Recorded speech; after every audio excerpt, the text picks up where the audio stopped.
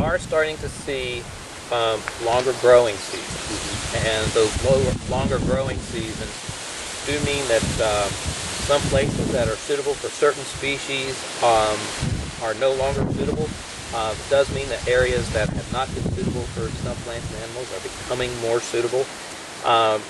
It certainly means that species that like cool environments, such as we have in high elevations in West Virginia, are facing a new threat that they hadn't faced before.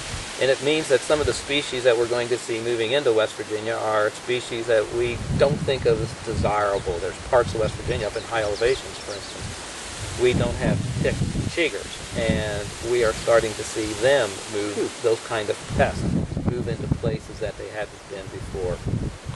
We're also seeing the habitats that like fairly moist environments in certain parts of the state drying out more, as certain parts of the state appear to be seeing more and more like a little drought threat.